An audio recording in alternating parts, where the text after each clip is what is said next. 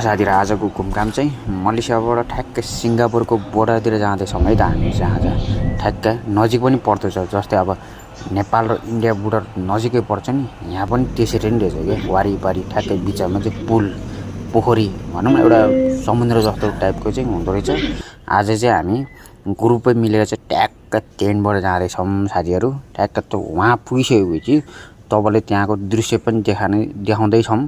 ट्रेनबाट हिँड्दाखेरि चाहिँ यसरी हिँडिरहँदाखेरि चाहिँ हाम्रो देशमा पनि कहिले यस्तो खालको विकास यस्तैमा चढेर चाहिँ कहिले मजाले इन्जोय गर्न पाऊँ भन्ने एकदमै आशा चाहिँ हुँदो रहेछ है साथीभाइहरू। हेर्नुहोस् त, तलबाट गुड्दैछ होइन, माथिबाट पनि प्लेन मजाले उडिरहेकै हुन्छन्, बिचबाट पनि हेर्नुहोस् यस्तो मजाले स्पिड तरिकाले चाहिँ गुडिरहेछ है।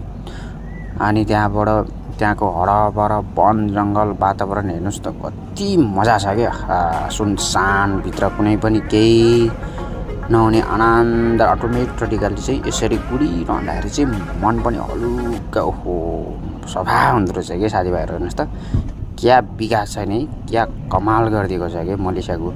गल्फ कन्ट्री नै भएर पनि के गर्नु, अब विकासमा हरेक कुरो हेर्नुहोस् त कति कृत्रिम तरिकाले चाहिँ अगाडि बढिसकेको रहेछ क्या। हाम्रो देशमा के गर्नु, बोल्ने मात्रै छन्, गर्ने कोही हुँदैनन् नेताहरू।